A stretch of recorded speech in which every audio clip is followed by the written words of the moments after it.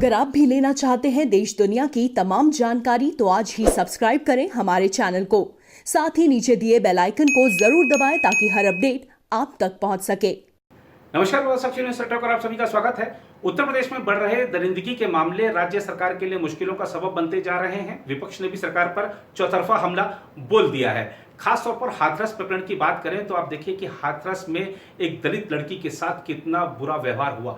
परिवार का आरोप है कि निर्भया, हाथरस की निर्भया के साथ गैंगरेप हुआ, उसकी जीभ काट दी गई, उसकी रीढ़ की हड्डी तोड़ दी गई और आखिरकार हाथरस की निर्भया ने मंगलवार सुबह दिल्ली के सफदरजंग अस्पताल में दम तोड़ दिया। परिजनों का आक्रोश स्वाभाविक था, वो वहीं अस्पताल परिसर में धरने पर बैठ गए, न्याय की मांग करने लगे। कुछ लोग राजनीति करने के लिए भी पहुंच गए। खासतौर पर भीम आर्मी प्रमुख चंद्रशेखर, दिल्ली पुलिस ने सबको समझा बुझाकर वहां से हटाया और उत्तर प्रदेश सरकार ने अब परिवार को ये आश्वासन दिया है कि जल्द न्याय सुनिश्चित किया जाएगा, परिजनों को मुआवजा दिया जाएगा और जो आरोपी सारे के सारे गिरफ्तार किए गए हैं और उनको जल्द से जल्द सजा दिलाई जाएगी। दफा 302, धारा 302 भी उनके खिलाफ जो धाराएं लगाई गई हैं उनमें जोड़ दी गई है।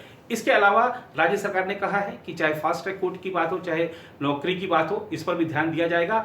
लेकिन एक विचारणीय प्रश्न यह है कि हमारा समाज जा किधर रहा है, ऐसे मामले रुक क्यों नहीं रहे हैं। जब 16 दिसंबर दिल्ली में जो कांड हुआ था निर्भया वाला, उसके दोषियों को, निर्भया के दोषियों को जब फांसी पर लटकाया गया था तो देश में एक उम्मीद जगी थी कि अब हमारी बेटियां, हमारी जो महिलाएं हैं वो सुरक्षित रहेंगी। लेकिन समाज की मानसिकता में बदलाव क्यों नहीं आया, ये एक विचारणीय प्रश्न है और इस प्रश्न का उत्तर हम सबको अपने अंदर खोजना होगा।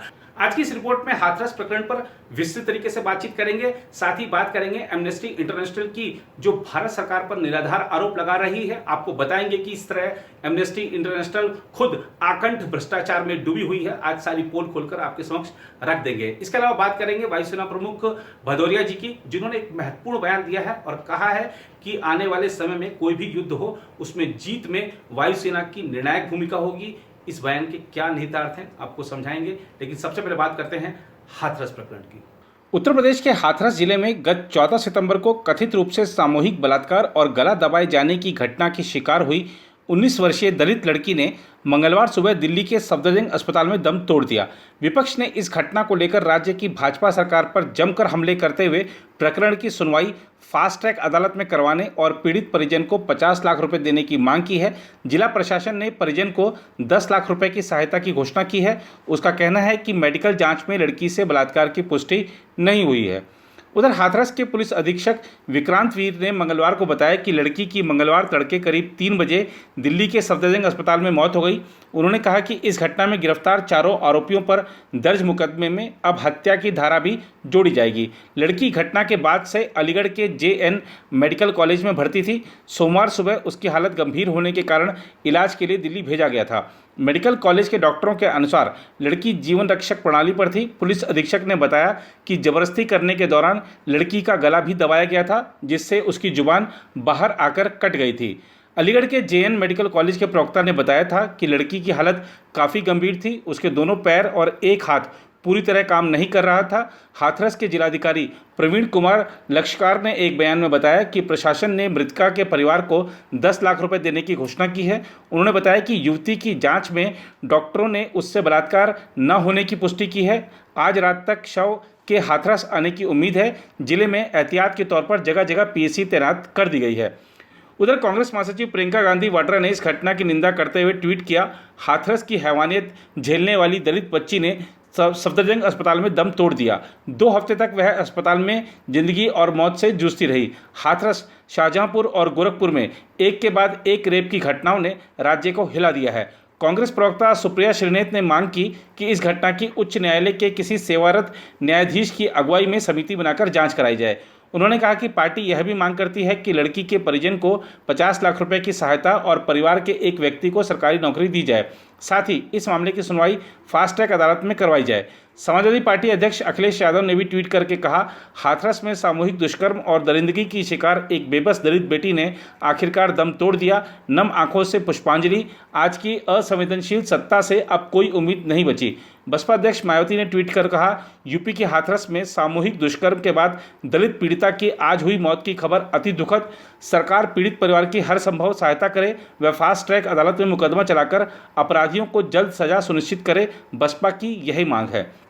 आम आदमी पार्टी के राज्यसभा सांसद और प्रवक्ता संजय सिंह ने लखनऊ में प्रेस कॉन्फ्रेंस करके कहा कि हाथरस कांड की फास्ट ट्रैक अदालत से 6 माह के अंदर फैसला करवाया जाए और दोषियों को फांसी दी जाए। पीड़ित परिवार को 50 लाख रुपए और सुरक्षा दी जाए।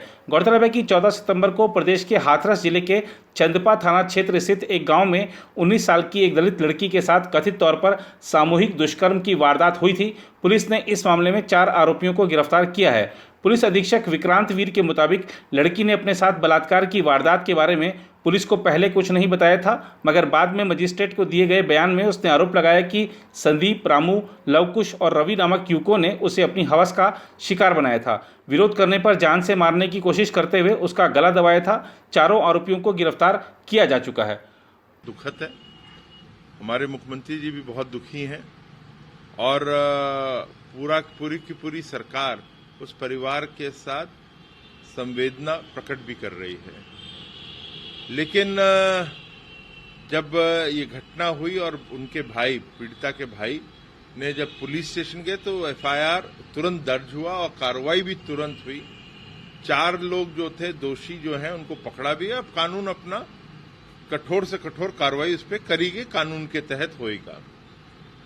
जो सरकार की तरफ से इसमें कोई ये नहीं कहना चाहिए कि मुआवजा, मगर सरकार की तरफ से एक दिया जाता है 10 लाख रुपए, वो भी दिया जा रहा है। सरकार की तरफ से परिवार वाले चाहते हैं कि जो बॉडी है उनको जल्द से जल्द दिलवा दी जाए, तो सफदरजंग अस्पताल में दिल्ली में बातचीत करके वो भी करवा रहे हैं। तो जो कुछ कर सकते हैं सरकार इस पे कर रही है।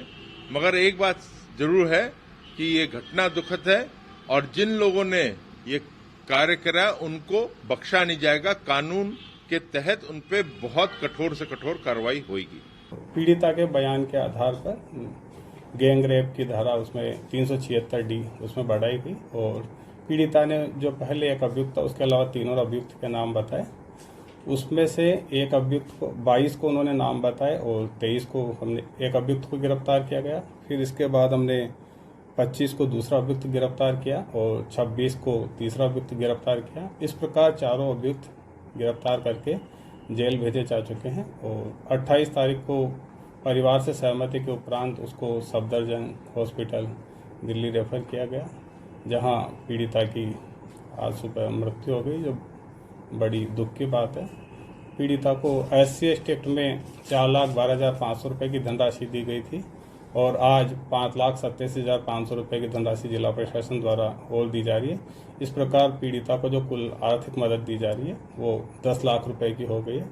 इसके अलावा हम इसकी शीघ्र विवेचना कर रहे हैं और फास्ट ट्रैक कोर्ट बना करके दोषियों को शीघ्र सजा दिलाई जाएगी। जो जीभ काटने वाली बात है, जैसे पीड़िता का जो गला दबाया गया और गला दबाने डॉक्टरों के अनुसार जो बताया गया, गला दबाने के दौरान उसकी जीभ बाहर आई और दांतों के बीच में फंसने से उसमें जीभ में चोट आई थी और जीभ काटने की बात पूर्णतः सही नहीं है। उधर केंद्रीय गृह मंत्रालय ने मंगलवार को एमनेस्टी इंटरनेशनल के उस बयान को बेहद दुर्भाग्यपूर्ण, अतिरंजित और सच्चाई से परे बताया, जिसमें उसने कहा है कि उसे लगातार निशाना बनाया जा रहा है। केंद्रीय गृह मंत्रालय ने कहा कि मानवीय कार्यों और सत्ता से दो टूक बात करने के बारे में दिए गए सुंदर बयान और कुछ नहीं बल्कि संस्था की उन गतिविधियों से सभी का ध्यान भटकाने का तरीका है जो भारतीय कानून का सरासर उल्लंघन करते हैं। मंत्रालय ने कहा, ऐसे बयानों का लक्ष्य पिछले कुछ वर्षों में की गई अनियमितताओं और अवैध गतिविधियों की विभिन्न एजेंसियों द्वारा की जा रही जांच को प्रभावित करना है। गृह मंत्रालय ने कहा कि एमनेस्टी इंटरनेशनल को विदेशी योगदान विनियमन अधिनियम यानी FCRA के तहत सिर्फ एक बार अनुमति मिली थी, वह भी 20 साल पहले 19 दिसंबर 2000 को। उसके बाद बार बार आवेदन के बावजूद तमाम सरकारों ने उसे FCRA मंजूरी नहीं दी क्योंकि कानूनन वह पात्र नहीं था। हालांकि एमनेस्टी ब्रिटेन के FCRA नियमों को दरकिनार कर भारत में पंजीकृत 4 कंपनियों फर्मों में प्रत्यक्ष विदेशी निवेश के रास्ते काफ़ी धन भेजा। FCRA के तहत गृह मंत्रालय की मंजूरी के बगैर एमनेस्टी भारत को भी विदेशों से बहुत बड़ी राशि मिली। उसमें कहा गया है, इस तरह गलत रास्ते से धन मंगवाना कानून के प्रावधानों का उल्लंघन है। गृह मंत्रालय ने कहा कि एमनेस्टी की इन्हीं गैरकानूनी गतिविधियों के कारण पिछली सरकारों ने भी विदेशों से चंदा पाने की संगठन की अर्जी बार बार खारिज की। इस कारण एमनेस्टी को उस दौरान भी एक बार भारत में अपनी गतिविधियां बंद भी करनी पड़ी थी। गृह मंत्रालय ने कहा कि विभिन्न सरकारों के दौर में एमनेस्टी के खिलाफ उठाए गए कदमों से साबित होता है कि पूरी गलती एमनेस्टी द्वारा अपने कामकाज के लिए धन पाने के लिए अपनाए गए संदिग्ध तरीकों में है।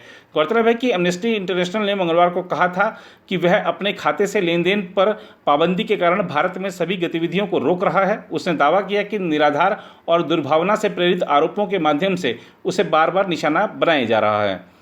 उधर वायुसेना प्रमुख air chief marshal RKS Bhadauria ने पूर्वी लद्दाख में चीन के साथ सीमा पर लंबे समय से चल रहे गतिरोध के संदर्भ में कहा कि हमारी उत्तरी सीमा पर मौजूद सुरक्षा परिदृश्य असहज है, जहां न युद्ध न शांति की स्थिति है। एयर चीफ मार्शल भदौरिया ने एक सम्मेलन को संबोधित करते हुए कहा कि वायुसेना ने स्थिति पर तेजी के साथ प्रतिक्रिया दी है और वह क्षेत्र में किसी भी दुस्साहस का जवाब देने के लिए दृढ़ संकल्पित है। वायुसेना प्रमुख ने कहा, हमारी उत्तरी सीमा पर मौजूदा सुरक्षा परिदृश्य असहज है, जहां न युद्ध न शांति की स्थिति है। जैसा कि आप अवगत हैं, हमारे सुरक्षा बल किसी भी चुनौती से निपटने के लिए पूरी तरह तैयार हैं। उन्होंने कहा कि भारतीय वायुसेना अगले 2 दशकों में करीब 450 विमान और हेलीकॉप्टर बेड़े में शामिल करने पर विचार कर रही है। इसके अलावा इस अवधि में 200-300 विमानों का उन्नयन करेगी। वायुसेना प्रमुख ने कहा कि विगत में हासिल किए गए C-17 ग्लोबमास्टर विमान, चिनूक और अपाचे हेलीकॉप्टरों के साथ हाल ही में वायुसेना में शामिल राफेल लड़ाकू विमानों ने वायुसेना की सामरिक और रणनीतिक क्षमता में खासी बढ़ोतरी की है।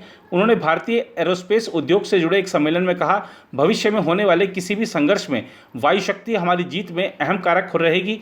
इसलिए यह जरूरी है कि वायुसेना अपने दुश्मनों के खिलाफ प्रौद्योगिकी में बढ़त हासिल करे और उसे बरकरार रखे। वायुसेना प्रमुख ने 5वीं पीढ़ी के विमानों के स्वदेशी विकास का भी जोरदार समर्थन किया। Present security scenario along our northern frontiers is at an uneasy no war, no peace status. Our defense forces are prepared for any eventuality, as you are aware. IAF has responded with rapidity and resolve to counter any misadventure.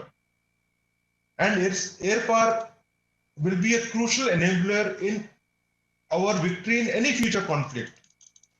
It is really critical to any future conflict. And it is therefore imperative that IAF obtains and maintains technological edge over our adversaries. The recent inductions of Rafale, along with C-17s, Chinook, Apaches, and other aircraft fleets, has provided IAF with substantial tactical and strategic capability enhancement. कांग्रेसियों ने दिल्ली में tractor फूंककर वाकई किसानों का अपमान किया है, क्योंकि किसान ट्रैक्टर की पूजा करते हैं। प्रधानमंत्री नरेंद्र मोदी ने भी निशाना साधा है। इस मुद्दे पर क्या कहा है प्रधानमंत्री ने और किसानों को क्या आश्वासन दिया है, आपको दिखाते हैं। अभी जो संसद का सत्र खत्म हुआ है, इसमें देश की किसानों, श्रमिकों और देश के स्वास्थ्य से जुड़े बहुत बड़े-बड़े सुधार किए गए हैं। इन सुधारों से देश का श्रमिक सशक्त होगा, देश का नौजवान सशक्त होगा, देश की महिलाएं सशक्त होगी, देश का किसान सशक्त होगा। लेकिन आज देश देख रहा है कि कैसे कुछ लोग सिर्फ विरोध के लिए विरोध कर रहे हैं। साथियों, अब से कुछ दिन पूर्व देश ने अपने किसानों को अनेक बंधनों से मुक्त किया है। अब देश का किसान कहीं पर भी किसी को भी अपनी उपज बेच सकता है। लेकिन आज जब केंद्र सरकार किसानों को उनके अधिकार दे रही है, तो भी ये लोग विरोध पर उतर आए हैं। ये लोग चाहते हैं कि देश का किसान खुले बाजार में अपनी उपज नहीं बेच पाए। ये लोग चाहते हैं कि किसान की गाड़ियां जब्त होती रहें, उनसे वसूली होती रहे, उनसे कम कीमत पर अनाज खरीदकर बिचौलिए मुनाफा कमाते रहें। ये किसान की आजादी का विरोध कर रहे हैं। जिन सामानों की, उपकरणों की किसान पूजा करता है, उन्हें आग लगाकर ये लोग अब किसानों को अपमानित कर रहे हैं। साथियों, बरसों तक ये लोग कहते रहे एमएसपी लागू करेंगे, एमएसपी लागू करेंगे, लेकिन किया नहीं। एमएसपी लागू करने का काम स्वामीनाथन कमीशन की इच्छा के अनुसार हमारी ही सरकार ने किया। आज ये लोग एमएसपी पर ही किसानों में भ्रम फैला रहे हैं। देश में एमएसपी भी रहेगी और किसानों को कहीं पर भी अपनी उपज बेचने की आजादी भी रहेगी। लेकिन ये आजादी कुछ लोग बर्दाश्त नहीं कर पा रहे हैं। इनकी काली कमाई का एक और जरिया समाप्त हो गया है, इसलिए इन्हें परेशानी है।